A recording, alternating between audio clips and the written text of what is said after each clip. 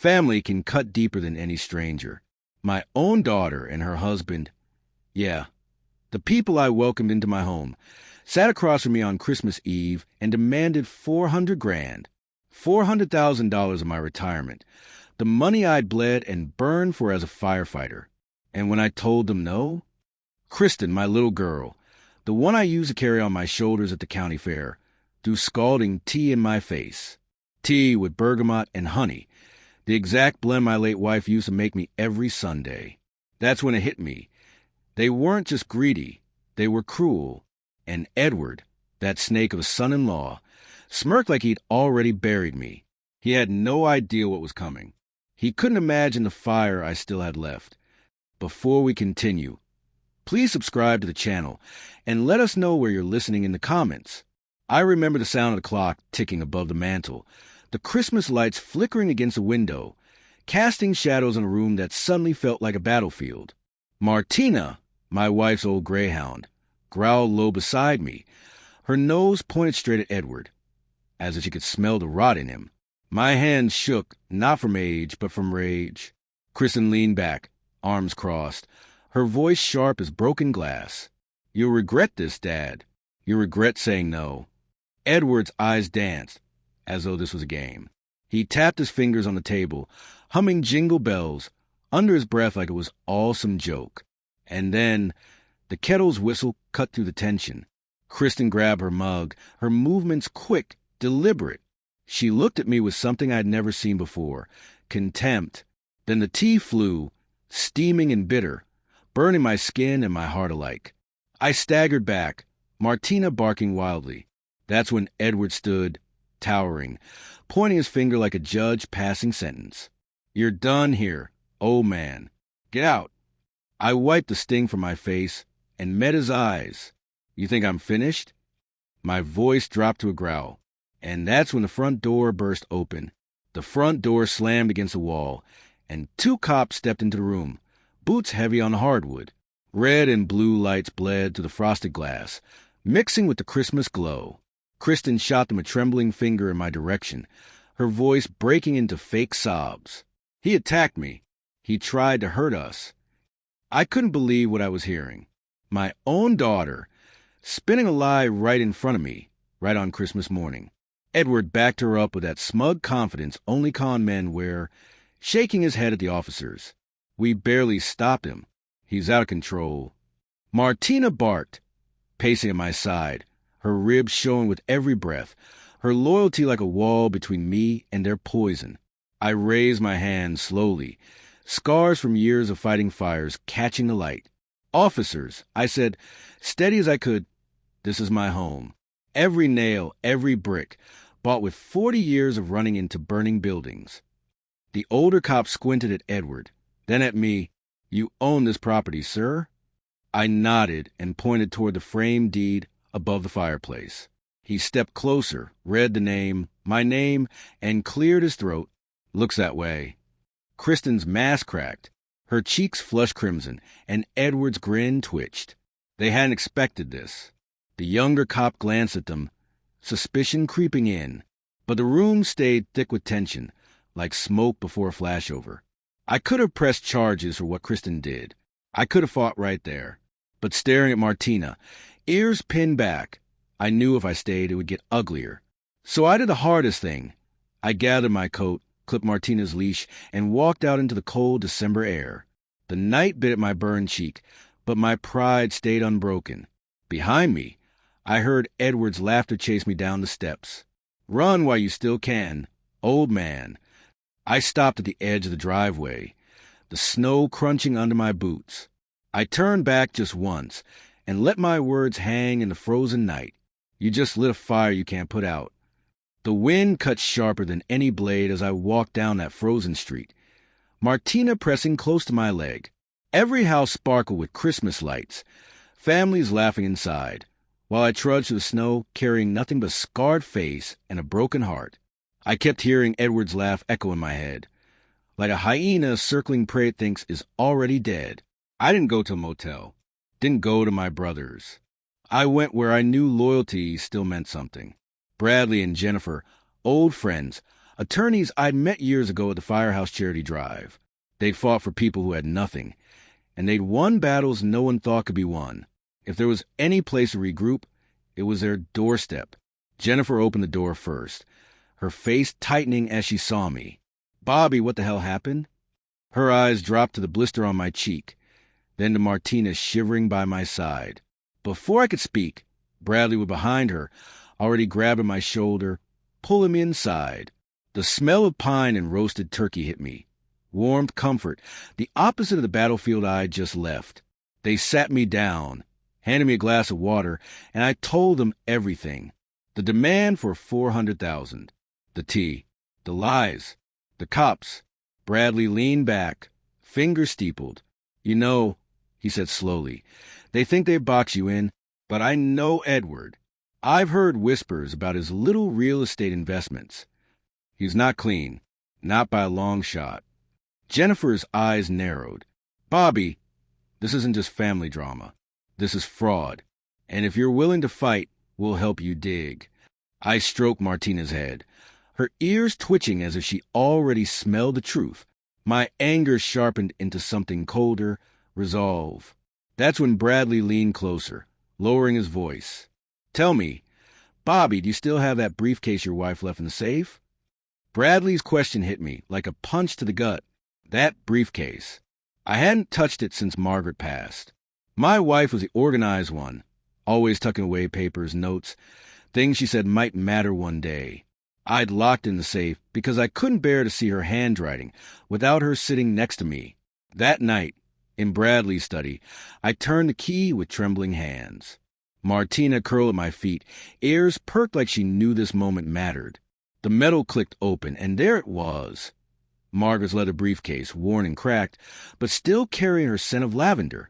Inside were documents, neatly stacked. Bradley pulled one out and adjusted his glasses.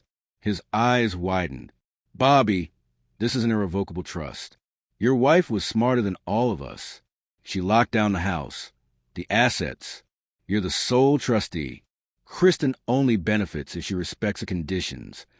Jennifer leaned forward, and she broke every single one. Assault, coercion, fraud. Legally, she just cut herself out. I froze, staring at Margaret's looping signature. It was like she was reaching out from the grave, still protecting me, still protecting the home we built together. My throat tightened. She knew they'd come for it one day. Bradley nodded. "And now, you've got leverage they can't even imagine. But Edward, he won't stop at threats. Men like him double down when they're cornered." I ran my fingers over Margaret's handwriting, whispering under my breath, "You left me the map. Now I just have to follow it."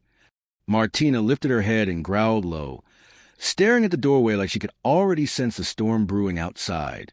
And that's when Jennifer's phone buzzed on the desk, lighting up with a name that sent a chill down all our spines. Edward. Jennifer silenced the call, her jaw tight. "He knows you walked out with your head high. That scares him more than anything." Bradley leaned back, cracking his knuckles. Time to peel back the layers on Edward. The next morning, over black coffee strong enough to stand a spoon in, Bradley made a few calls. Within hours, we had a private investigator named Mason sitting at their dining table. Big guy, ex-cop, sharp eyes that missed nothing. He listened while I told the story, not interrupting once. Then he asked a single question. "Has Edward ever shown you paperwork on these investments?" I shook my head. Only vague talk about condos in Florida. Never a document. Mason smirked. "Thought so. Word is, he's been running a shell game. Fake properties. Fake buyers. People wire money. It vanishes. He's deep in debt, and I'll bet that $400,000 was supposed to square him with some very dangerous men." The room went still. Jennifer's fingers tightened around her mug. Bradley muttered, "The mob. Jesus, Bobby." I didn't flinch. I'd run into burning houses. Men in suits didn't scare me. But the thought of Kristen being dragged into Edward's mess twisted my gut. Still, she'd made her choice when she threw that tea in my face. 2 days later, Mason slid a folder across the table. Bank records, fake deeds, Photos of Edward shaking hands with guys you want to meet in a dark alley. Every page was another nail in his coffin. Martina sniffed the folder, then let out a low growl that made the hairs on my neck stand up. She knew. I looked at Bradley. "We've got him." Bradley nodded, but his eyes were grim. "Yeah, but cornered rats bite hard. Be ready." And right then, as if on cue, my phone lit up with a text from Kristen. "Dad, if you don't pay, you'll regret it." Kristen's text glowed on the screen like a dagger aimed at my chest. "Dad, if you don't pay, you'll regret it." For a moment, I just stared, my thumb hovering over the reply button. The old me, the firefighter who always fixed things, who always sacrificed, wanted to beg her to wake up, to come back to the daughter I raised. But the man sitting in Bradley's living room that night knew better. I didn't answer. Instead, I set the phone face down on the table. Silence can be louder than words, and I wanted them to hear it. Hours later, another message buzzed through. Edward this time. "The deadline is coming. You don't want to see what happens if I don't deliver." I pictured him pacing, sweating, the mob's clock ticking over his head. He thought threats would shake me. He had no idea he was hardening me instead. Martina pressed her head into my knee, her eyes locked on mine, like she was telling me, "Don't bend." I stroked her back, feeling her ribs rise and fall. "We're not bending, girl. Not now, not ever." The calls multiplied, morning, night, even when I tried to sleep. Kristen's voice messages dripped venom. "You'll lose everything. You'll die alone with that damn dog." Each word should have broken me. Instead, it forged me. Bradley warned me. They're desperate. Desperate people are dangerous. I nodded. Let them be dangerous. I've lived through fire. I'll live through this. But that night, just as the house went quiet, I heard something that froze my blood. Martina shot up, barking at the window, teeth bared. I rushed over, heart hammering. And there, across the street, under the dim glow of a street lamp, stood Edward, just staring. Edward thought standing under that street lamp made him look menacing. All it did was spotlight the coward he really was. His breath steamed in the cold, his phone glowing in his hand. He lifted it like a weapon, recording, mouthing words I couldn't hear, but I could guess. Crazy old man, washed up, loser. Bradley pulled the curtain aside just enough to see. "He wants to bait you, Bobby. Make you lash out." I smirked. Then maybe it's time I let him choke on his own bait. The next day, I walked into the diner downtown where Edward liked to strut with his fake Rolex and louder stories. Place was full of locals, guys I'd pulled out of wrecked trucks, families I protected when flames tore through their homes. They knew me. They respected me. Edward was at his usual booth, Kristen by his side, her eyes hollow but still clinging to his every move. He saw me, sneered, and raised his voice so the whole diner could hear. "There he is, the man who abandoned his own family on Christmas. Can't even provide for his daughter." Laughter bubbled from his mouth, but it rang hollow in the room. I didn't shout back. I didn't have to. I walked straight up to the counter, ordered coffee, and pulled a folder from my coat. Mason's photos, Edward shaking hands with known fraudsters, slid across the counter, right under the waitress's curious eyes. "Funny thing about family," I said loud enough for the diner to hush. "They should protect you, not scam you." My gaze cut to Edward. "Some folks here might want to see who you've really been shaking hands with." Kristen's face drained of color. Edward's smirk faltered as the waitress leaned over, eyebrows raised at the damning photos. Murmurs spread like wildfire through the booths. Edward slammed his fist on the table, his voice cracking. "Those are fake." But no one in that diner believed him. And in that silence, for the first time, Edward looked small. After that diner scene, word spread faster than a grass fire in July. Small town talk. Once it starts, it doesn't stop. By the time Edward got up from that booth, half the diner was whispering his name like it was a curse. Kristen trailed behind him, eyes fixed on the floor. He stormed out, but the damage was done. His armor had a crack. That night, the phone calls turned uglier. Edward's voice message hissed through the speaker. "You think embarrassing me will save you? You've got no idea who you're messing with. Pay me or I swear I'll take everything you love. I didn't delete it. I saved it. Evidence. Bradley and Jennifer sat across from me at their kitchen table.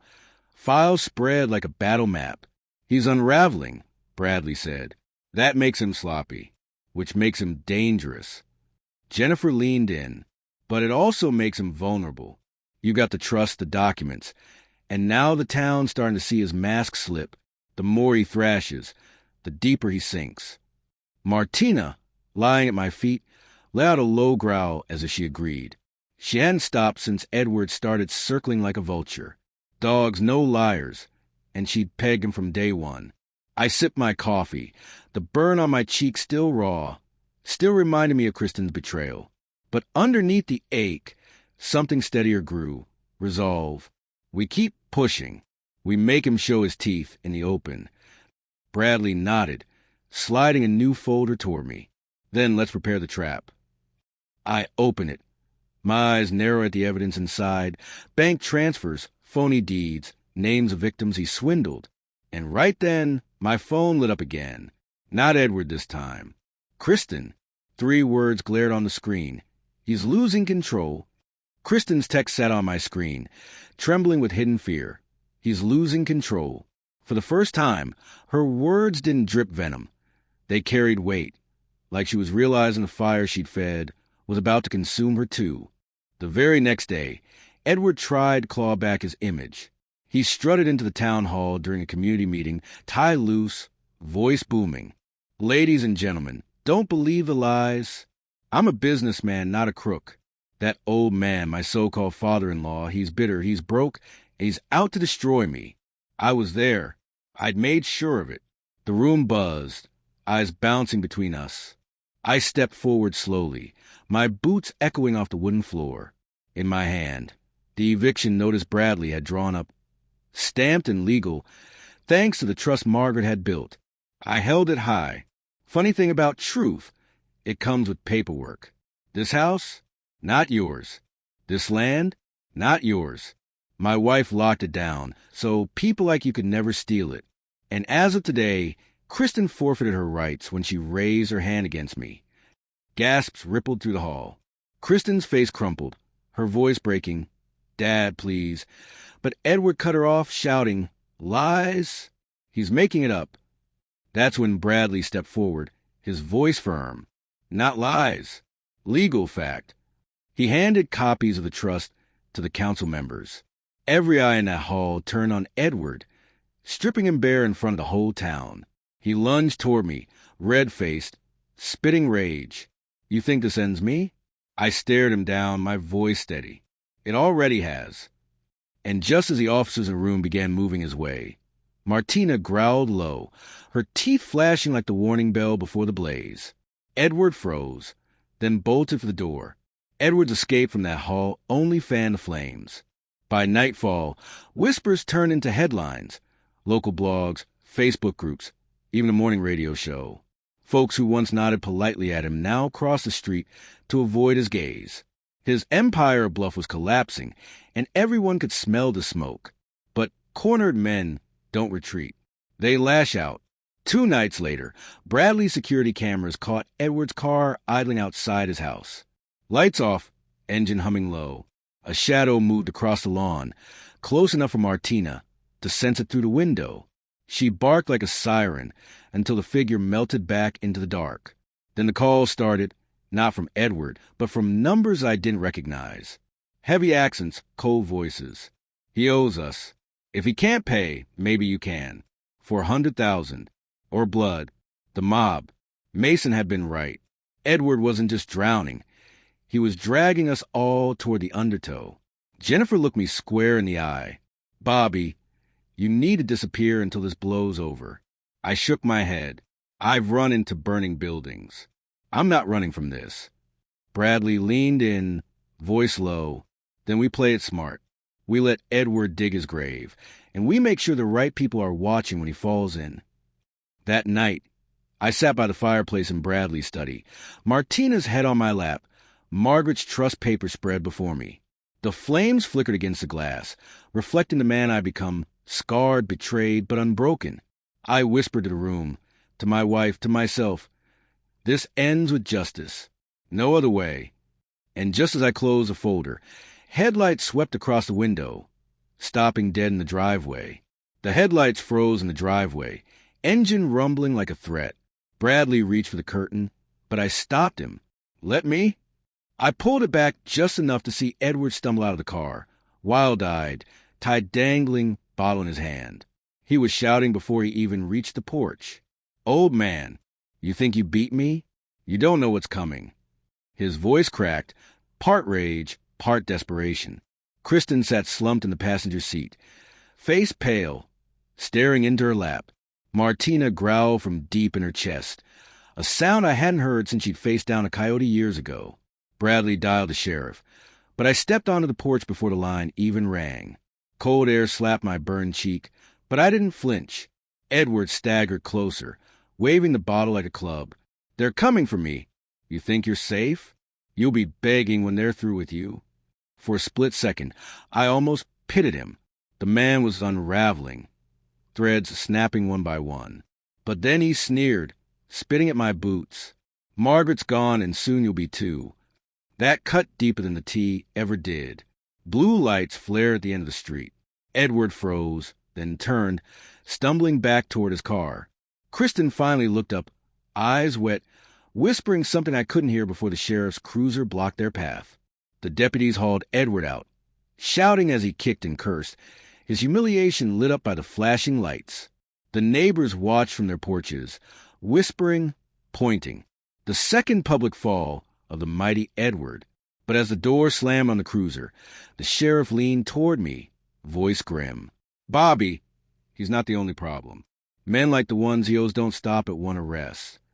And in that moment, I realized the firestorm was just beginning. The sheriff's warning echoed in my head long after Edward was hauled off. Men like the ones he owes don't stop at one arrest. That night, the house felt too still, too fragile. Every creak in the floorboards sounded like boots, every gust of wind against the shutters like fists on the door. Around midnight, my phone buzzed again. No caller ID. I answered anyway. A low voice cut through the static.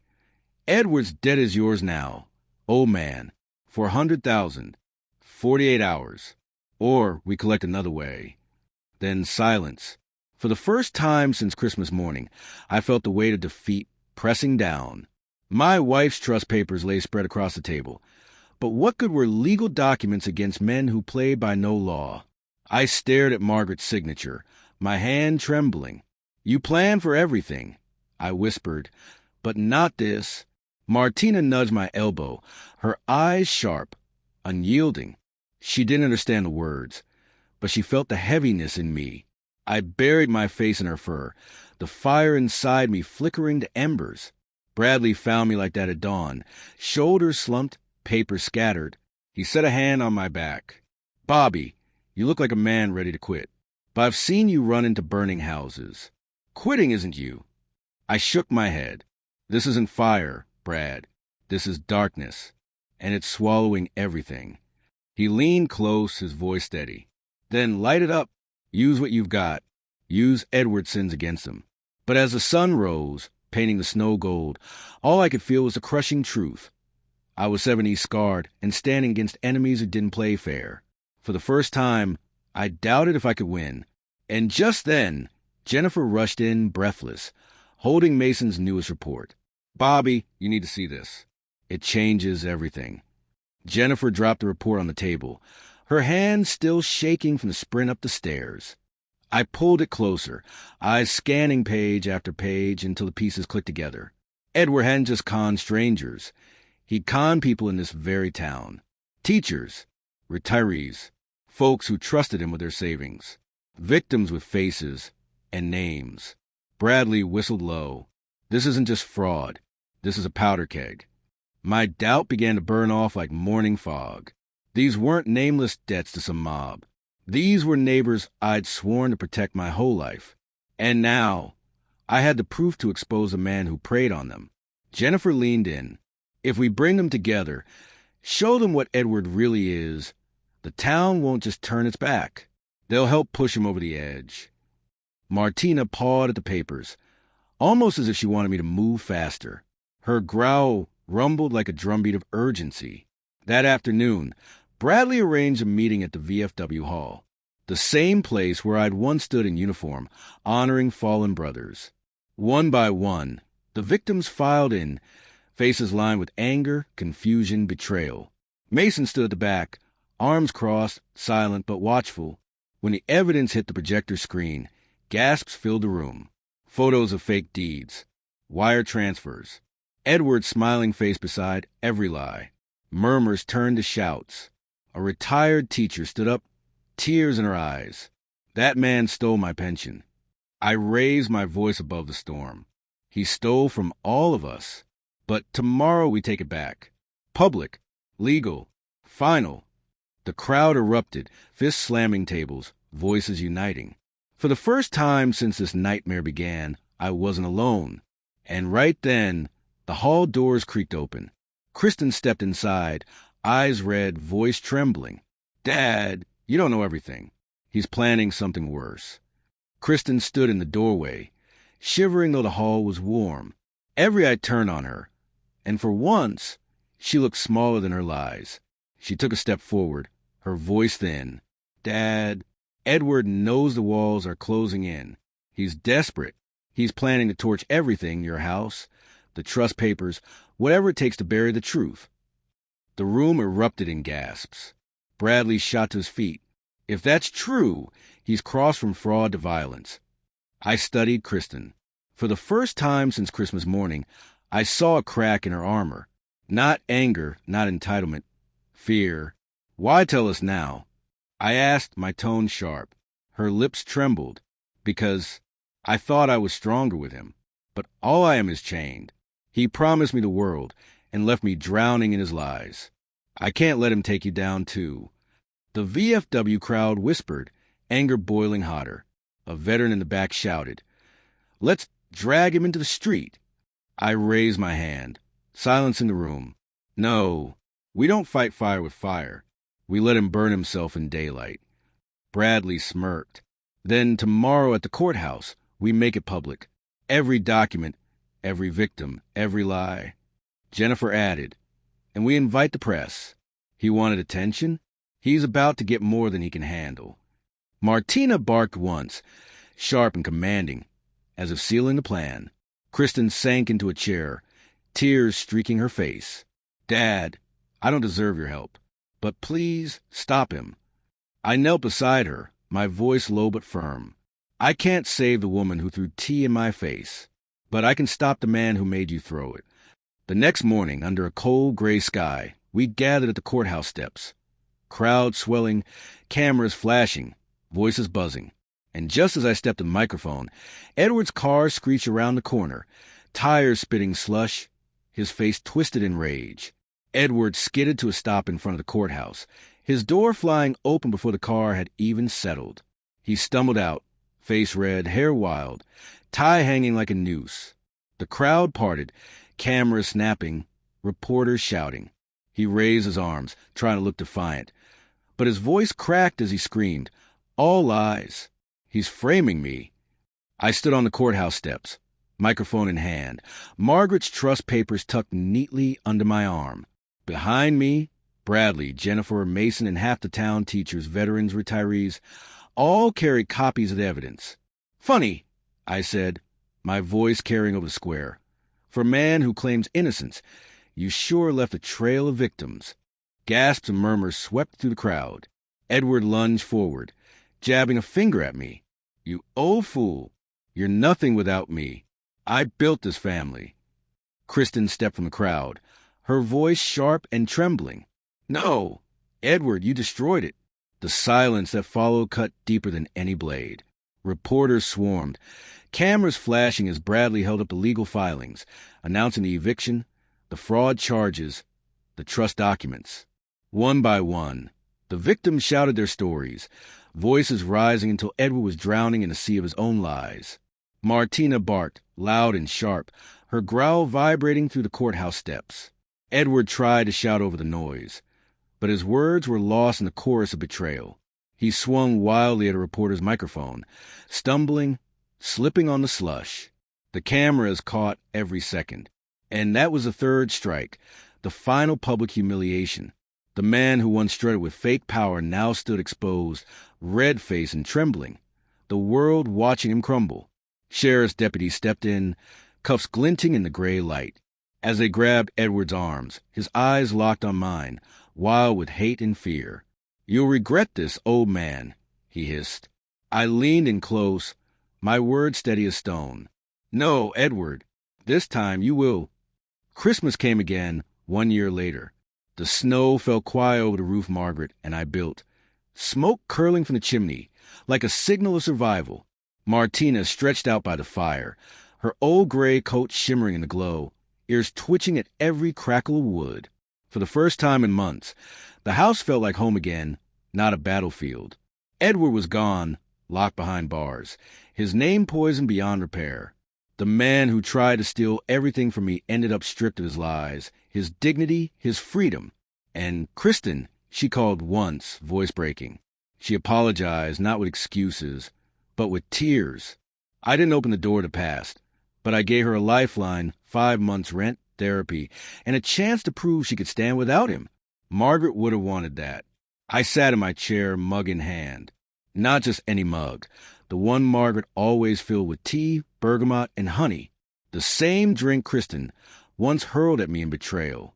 Tonight, it tasted different. Not bitter, not scalding, but warm, like forgiveness and fire at once. On the mantel above the fireplace, the trust papers rested in a frame, not as trophies, but as a reminder. Love plans ahead, and justice waits for its moment. I traced Margaret's signature with my eyes, whispering, "You saved us, even from a grave."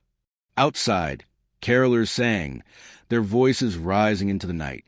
Martina lifted her head, listening, before letting out a soft sigh and resting again. I looked into the fire, the flames dancing like the battles I'd faced. And for the first time in a long time, I felt peace.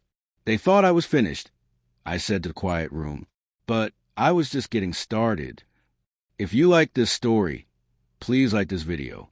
Subscribe to the channel and share your impressions of this story in the comments. To listen to the next story, click on the box on the right.